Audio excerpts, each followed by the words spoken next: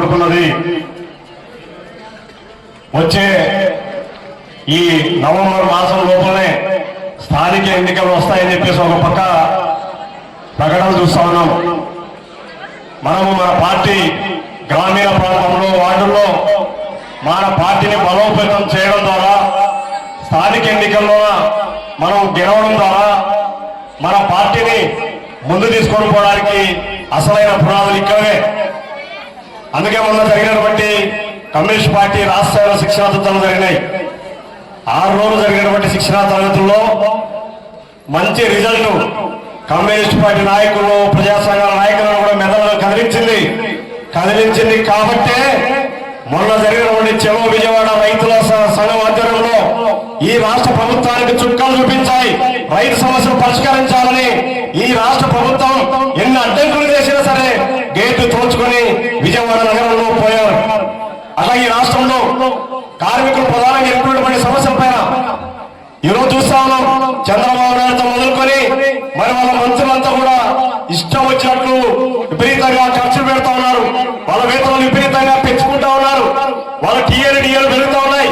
కానీ గ్రామీణ ప్రాంతంలో అనేక సంవత్సరాల నుండి పనిచేస్తున్నటువంటి మధ్యాహ్న భోజన వర్కర్లు 2000 జీతం, అలాగే ఆశా అంగన్వాడీ వర్కర్ల జీతం పట్టుమని 10,000 లేదు.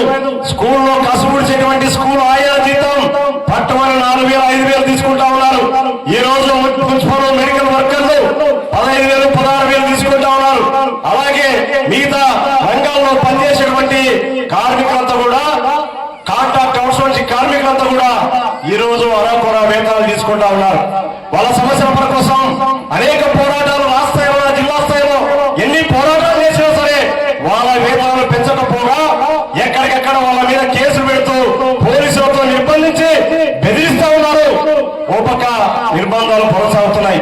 ఈ సందర్భంలోనే మరి ఈ జిల్లాకు సంబంధించి ఇప్పుడే రంగారావు మాట్లాడుతూ చెప్పినాడు. రామ్కో సిమెంట్ ఫ్యాక్టరీకి సంబంధించినటువంటి రైతు సమస్యలు గత 6 నెలల నుంచి అదే నాడుస్తా ఉన్నారు. ఇక్కడ ఉన్నటువంటి మినిస్టర్ అప్పుడేమో ప్రతిపక్షంలో ఉన్నప్పుడు రైతులకు డబ్బులు ఇప్పించేదాన్ని నిరాదీక్ష కూర్చున్నాడు. కానీ నేడు రైతు సంఘం ఆధ్వర్యంలో మనం పోరాటం చేస్తే అది తప్పని అంటున్నాడు.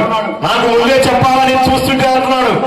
మీకు ముందుగా వినతి పత్రాలు ఇచ్చిన తర్వాతే, మీతో మాట్లాడిన తర్వాతే రైతు సంఘం అక్కడ పోరాటం మొదలుపెట్టింది. బీసీ జనార్దన్ రెడ్డి గారికి ఇంకా ఎన్నిసార్లు చర్చలు చేయాలి? చర్చల ద్వారా పరిష్కారం చేయాలి. ఇక్కడ ఉన్నటువంటి అభివృద్ధిని అడ్డుకోకూడదు.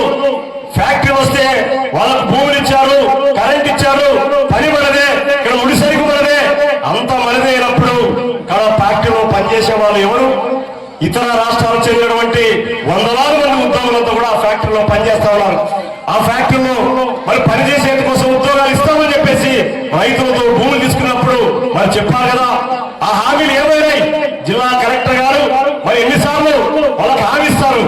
దీని మీద రైతు సంఘం పోరాటం చేస్తా ఉంది. ఇప్పుడే రంగనాథ్ చెప్పినట్టు 3వ తారీఖు మరి పరిష్కారం చేయకపోతే రేపు 6వ తారీఖు నుండి జరిగేటువంటి స్థానిక సమస్యల్లోన ఇది ఒక రాష్ట్రస్థాయి డిమాండ్ గా అక్కడ ఉన్నటువంటి రామ్కో సిమెంట్ ఫ్యాక్టరీ రైతులకు నష్టపరిహారం ఇచ్చేందుకోసం ముందుకు రాకపోతే స్థానిక ప్రజలందరూ మండలంతా కూడా ఐక్యం చేయాలని ఈ జిల్లాలో ఉన్నటువంటి ప్రతి కమ్యూనిస్టు, ప్రతి ప్రజాసంఘ నాయకుడు మరోసారి సిమెంట్ రామ్కో సిమెంట్ ఫ్యాక్టరీకి తనని కథలో తీర్చడానికి సిద్ధమవుతారు. ఆ రోజు బీసీ జరుగుతుందండి మాట ఇదే ప్రసక్తి ఉండదు. ముందు మేల్కోవాలని చెప్పేసి ఈ సందర్భంగా తెలియజేస్తా ఉన్నాం.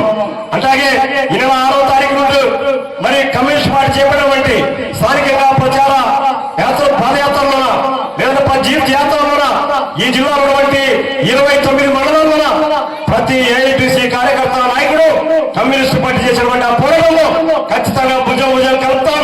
కార్మికులు, రైతులు, స్థానికంగా సమస్యలు వీటన్నిటిని కూడా ఏఐటీసీగా పాల్గొని పార్టీ ఏ ప్రోగ్రామే సరే ఎజెండాలో పెట్టివి పూర్తిగా విజయవంతం చేయడానికి మరి సిద్ధమవుతామని చెప్పి ఈ సందర్భంగా